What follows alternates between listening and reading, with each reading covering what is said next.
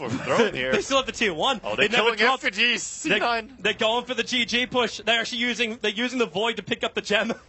That's a Void Courier. Sonic Wave. Okay, that's negligible. The tier 4 tower's dropping. I mean, Envy, you have to buy back. He has to count Bone 7. There's your drag back. He always likes to wait for the last moment. Maybe. He's very, very deep here. But then the defensive Spirit Fader with the Scream. Sylar and MMY. They're so low. They heal. And now Sylar turning on the Satanic. Getting the life back from Envy. But Envy taking away his damage. 84 points. And Sylar dragged all the way back into the fountain. Not far enough to get the damage out from it. But you still have maybe doing the work. Cloud9, they're losing too many people. And Envy, he's in a nice coffin of death of LGD. How much damage? There he is. He's a jump away. Maybe can't stand here anymore. Zhao Wei will drop. Sylar still here on the front line. Slaughter Fist back in again. The Fortress exposed. They're beating it down. Bone 7, what have you got? Nothing. No life. Nothing. He's down. 1653. That's the crit on him. This'll be GG. There is no more defense. That's GG.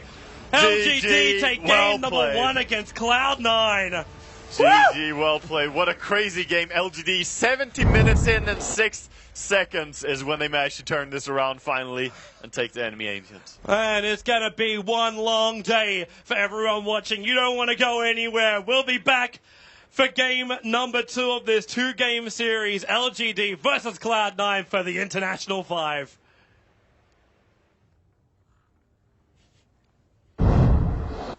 Wow. Holy cow. I mean, a lot going on there, of course. I mean, a lot happening throughout that game. It ended up being a bit longer than maybe what some people expected, given how the first half panned out. But let's hear your thoughts on it. I mean, Cloud9 definitely, obviously, had the lead. They had a very Sin was like, how does Cloud9 always keep finding themselves in this position? It's a very classic Cloud9 game. They get really far ahead. They get 1 or 2 lanes of racks, and they have this, like, historically just have this problem finishing games, like reaching high ground. That is, for me, that's their only really major weakness. And I think the reason they haven't won many championships is that they don't win games like this one. It's early on in the group stage, so you could say it might not be that important in the end. But still, you know, it's kind of an ill omen of things to come if they get into the situation again. How's this going to affect them mentally going into game 2 and going further in the tournament? Right, especially because it's been a historic thing. It's not just suddenly at TI. Like, this has been, like, this is kind of what a lot of people know of Cloud9. Like, that's their color, so to speak, which is not a good color to have. But Winner, I mean, what do you have to say about whether it's Cloud9 or LGD, of course, I mean, for them to hold on to that long, knowing that they can win that late game? I mean, like what Sin said, they have difficulty finishing the game, but yet again, they are against one of the best teams at defending high ground. Very true. And if you look at in the history as well, LGD are always a team that they play very well when they are far behind, defending high ground, and they come back into the game after that. And if you look at this game, well, the lineups basically tell the story. Cloud9's lineup is more like they're stronger early game towards mid game. That's why they got the advantage in the early game. They got map control from Undying, taking better fights and stuff. But on the other hand, LGD has Ember plus Gyro. We know what's going to happen in the high ground when they have their items, and it's exactly what Cloud9 struggle to deal with in the later stages of the game. The Rapiers, Slide of Fist, and the splash from Gyro. So yeah. I mean, you mentioned it. Let's take a quick replay at just exactly what highlights those compositions, right? We do have Cloud9. We talked about it. They had the stronger composition earlier on, and they took good advantage of it. I mean, you mentioned it too, Sin. I mean, they got 1 to 2 racks. They looked like they should be able to close out the game. They just weren't able to. But taking a look at one of their earlier pushes as they're nearing the base of the Radiant and pushing through, trying to go for the win. Now, we saw that happen repeatedly. Once we jump in, we're going to see the first time, and then we see it happen repeatedly time and time again. Cloud9 are trying to get into that position, but they weren't able to. Now, okay, Winter, you mentioned that. All right, sure, composition-wise, there is a clear difference. If it goes later, obviously LGD is going to have an advantage, but for Cloud9, I mean, what is it there? Do you think it's something that they can switch in their draft to make it a little bit more versatile, or is it just simply a matter of how they go about the game? I think in this game, the time they got the bottom racks was actually early enough, and I think they also got the top range racks fairly early. Yeah. Right. And the problem to me is that it seems like they're missing a little bit of foresight when it comes to the base push. So generally, when they siege high ground, one of 2 things happen: either they're way too cautious because they don't realize they're far ahead, or when they start getting momentum. This is a very momentum-based team, and they're like when they're rolling, they're really rolling, and sometimes they roll too hard. And in this kind of game, right, you're getting the racks. You're like, yeah, we're doing it, let's go, and they dive a little further, and then they're lacking the foresight of, oh wait, what happens if this and this hero hero has buyback, like you need to think of those things before it even happens, because else the moment it catches you by surprise, you lose a big fight. Right. I think there was one key buyback or one key fight where the Ember Spirit, I think, got 2 or 3 kills. He got like 4,000 gold or something out of the fight, or at least a ridiculous amount of money. Yeah. And he goes and buys, I think it was the MKB, and then a little bit later he gets a rapier after the following fight or something. Right. You said MKB, right? He did get an MKB, yeah. So, you know, it's just one of those. It's super difficult to do. Like I'm not blaming them for it, because this is like really advanced stuff, and you need to having that kind of foresight is exceptional, and it's, in my opinion, one of the reasons why Secret and EG are right now 2 of the best teams in the world, is that they don't get into this situation because they always think that extra step ahead. And to me, that's what Cloud9 needs to do, but it's so difficult to do. Do you think there's any items lacking? Maybe a Crimson Guard. Crimson Guard is really good against Ember That is and very Gyro. good, yeah. They could have built it on possibly the Undying for their high ground siege. Maybe that would be helpful, or any sort of other items that is missing in their composition you think would be extra helpful. I think Crimson Guard is definitely good both against Gyro and Ember, so I would agree that's an oversight on their part, not getting that core item. But at the same time, that item also really falls off at like minute. I don't know when they would. You have to get it at a very good timing, precise timing. So, and what hero would they have picked it up on? They could have maybe got it on the Undying. Yeah, he's like the best candidate, I'd say.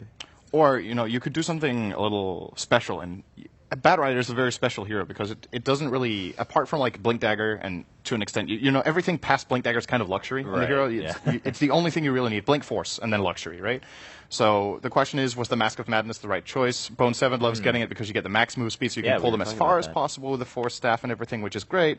But at the same time, it kind of looks like no matter how far you pull them, as long as there's a grave available, you don't get the kill anyway on the opener. True. So maybe he could have gone for a utility item that they were lacking. I don't know if they had a Shivas on the Razor, did they? No, he went Scott. No, he went AC. He went AC. He went AC. So they did. I think they didn't have a Shivas in their lineup, right? So they were lacking a Shivas. Did they have a Vlad's? You know, AOE armor in general is They didn't incredible even against have a that mech, kind of. I think, for the early pushes, because I don't Okay, think anyone so- got a mech. Well, Itemization then, I guess, could have definitely been improved. But honestly, the way the game went, this was a win for them. If right. they I had mean, like played you it out said, right, it seemed but- like they got the timings right for the earlier phases. It wasn't that they were late already. It's just how they were able to pan that out. So yeah, let's jump into that highlight of the early kind of aggression that we saw from Cloud9 and them taking advantage of their composition. And as we're looking at this, of course, we're talking all from the point of view of Cloud9 because they had the lead earlier on. But Ben, let's talk a little bit about LGD. I mean, LGD, they ideally want to fight really close to the base because then Ember can do so much damage. And Cloud9 actually get baited very close to the T4s in the fountain. And yeah, it looks like they're initially winning the fight and people are just melting to EE, but then he's really low and everyone has a TP out in the end. And I think this was their like first major casualty. They could have taken just 2 heroes in the racks and then just backed off. But instead, they really wanted to do more heavy economic damage to Ember, to Gyro, and pursued them into the fountain. They didn't kill them, and they got punished super heavily for it. That was the beginning of the end. right on. Yeah. So there were fights, I mean, of course, the later fights, I mean, with Ember running amok and pretty much dominating everyone on the side of Cloud9, as long as he was timing his positions right. That's not a big question. But earlier on, I mean, Cloud9, it wasn't just, you know, that, okay, our composition, we took advantage of it. Their fights weren't bad either, you know, going forward. I mean, they seem to have their plays intact. Of course, the shallow graves were a bit of a bane, as you might imagine it always would be. This is an exceptional fight. They 5-0 them here, and this is generally when you're ahead at this point this much, and you get a 5-0 like this, you convert it into something meaningful like Rax or a Roshan. I think Roshan is dead at this point in time, or I can't remember, but they get this team wipe, but it doesn't end up giving them enough. After that, we're always talking collateral, right? The collateral. Sometimes the fight in itself is enough. You get like a really big golden experience boost, but they didn't really need to get anything else than a tower in addition or something. Like it wasn't like they were far away from winning the game. But LGD's high ground defense, we were also talking about it even in the draft, it's a very difficult lineup to push against. Yes. In the early game, they have a lot of wave clear. In the late game, they have extreme spread damage. So it is a hard task, and LGD played it really well. Yeah, the Blink Ember I think is really good too, because a lot of times you'll just get caught off immediately after Sleight of Fist, but they were able to execute that really well. I mean, maybe's Ember is really good, and we've seen a lot of Ember lately. Yeah, I was about to bring that up. I mean, in general, we've been surprised at the number of Embers we've seen, and then we were mentioning just, wow, maybe's Ember really kind of going crazy, and then when he got that second rapier, we're like, there's no way he's considering dropping that Blink, right? Because that's been so crucial in his positioning. We saw that in the last fight too, because once you get that rapier, if you die once, like, it's pretty big trouble, but he decided to keep that Blink Dagger until the very end. I think Dazzle's actually the much bigger culprit as to why Ember's actually playable. Yeah. And we did see that yesterday too during the wildcard play-ins. So as we're talking about Ember, let's go ahead and now look at the game from LGD's point of view. Of course, when did things start to turn around? As we jump into the game, we'll see that LGD, of course, from here on out, once they start taking one fight and then going forward, I mean, again, we talked about it. Ember and Gyro, you get those items, you know that you're going to be able to win those fights forward as long as you don't make a mistake on your end. It's just so difficult to push high ground and not take too much damage from the Ember Spirit, and if you're up too far alone, you'll just get bursted down by Lina and Tusk. So it's no easy feat for Cloud9 to push up high ground. I thought their positioning overall was pretty good. Fada has a really aggressive blink. He refreshes, but isn't able to get the blink out here, and this is when Ember and Gyro start to get really scary.